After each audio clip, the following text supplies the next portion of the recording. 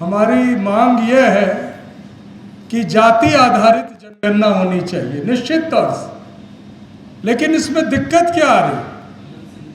भारत सरकार की ओर से संसद के पटल पर यह घोषणा की गई कि 2021 में जो होनी थी जनगणना, जो शायद उस समय कोविड था यह कहते हुए नहीं हुआ, वो 2027 में तक जो होगी उसमें जाति आधारित जनगणना होगी।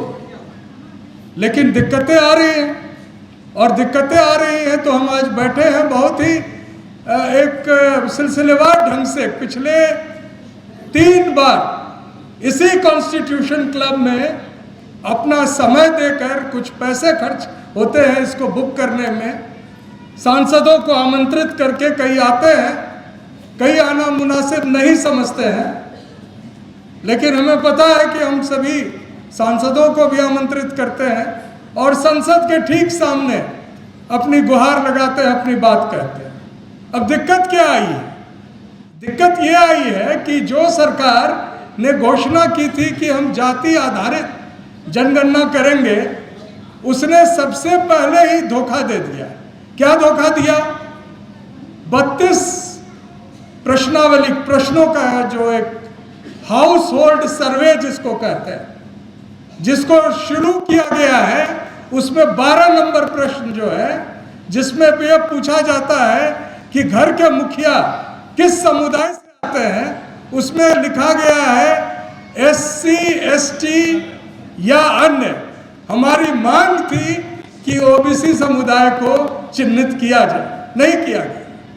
अब हम इसके लिए नेहरू जी के विरुद्ध तो आमरण अनशन नहीं कर सकते हैं, मांग नहीं कर सकते। समझना होगा कि क्यों बार बार ये धोखा हो रहा है। मैं कोई यह नहीं कर रहा हूं कि कांग्रेस पार्टी के समय कोई धोखा नहीं हुआ।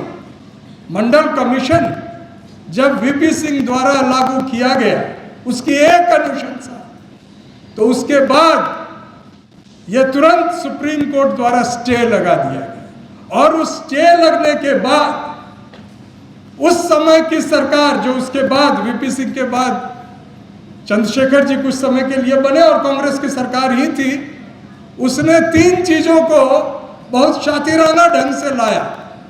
पहला क्या लाया? EVM लाया। और दूसरा क्या लाया?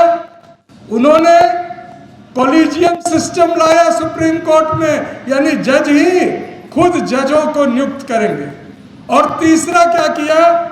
तीसरा उन्होंने निजीकरण को बढ़ावा दिया।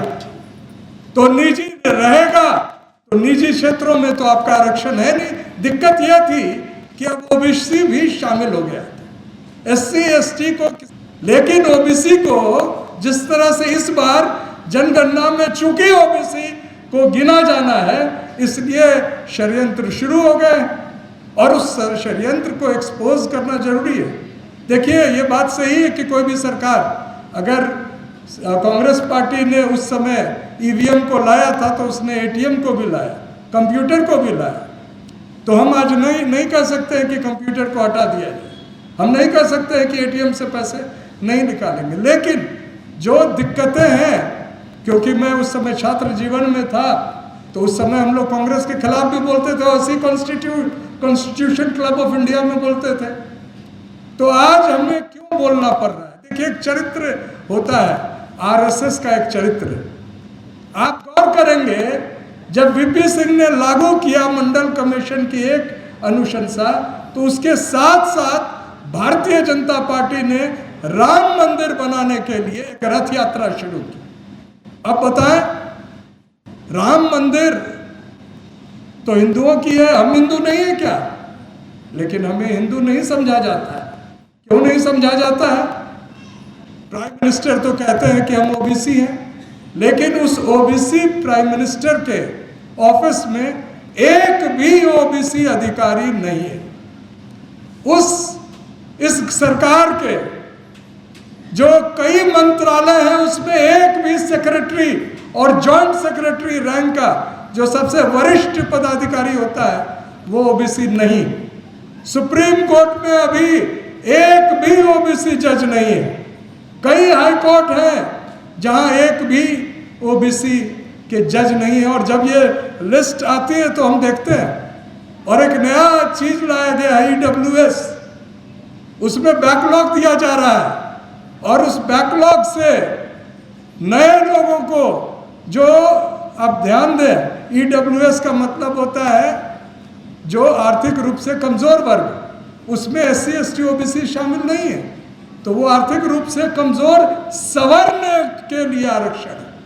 और जो जनरल है यानी कि अनरिजर्व, वो भी सवर्ण के लिए। विश्वविद्यालय में हम लोग पढ़ाते हैं तो जहां भी EWS का आता है कोई दिक्कत नहीं होती है, लेकिन OBC का जहां आरक्षण होता है वहां NFS, नॉन फाउंड सूटेबल, यानी PhD है आपने पढ़ाया हुआ है, लेकिन आपको वहां पर स्थान नहीं मिलता है।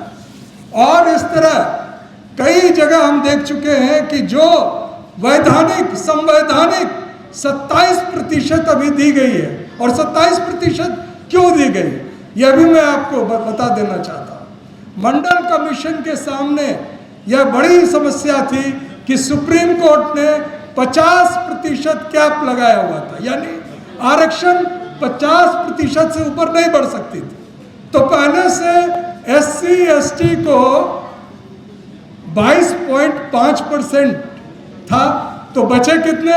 50 से अगर घटाए तो 27%। लेकिन साथ ही मंडल कमीशन ने अनुशंसा की कि इस देश में जो जनगणना अगली हो उसमें जाति की गिनती की जाए, क्योंकि मंडल कमीशन के पास कोई तुरंत उपलब्ध ऐसे आंकड़े नहीं थे। तो 1931 में जब आखिरी बार जातियां गिनी गई थी, उसी आंकड़ों के आधार पर उन्होंने एक अनुमान लगाया कि इस देश में 52% लगभग पिछड़े हैं।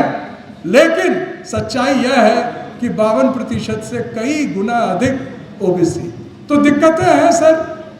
और हमारे साथी विजय जी बोल रहे थे कि सरकार जो है उनसे हम मांग कर रहे हैं, लेकिन कितनी बार हम हाथ जोड़कर विनती करें, हम उनका पैर छुए, हम यह बोले कि कृपया कर दे। जब उन्होंने खुद यह घोषणा की कि OBC की गिनती होगी, जातियों की गिनती होगी, तो ऐसी बात क्या आ गई?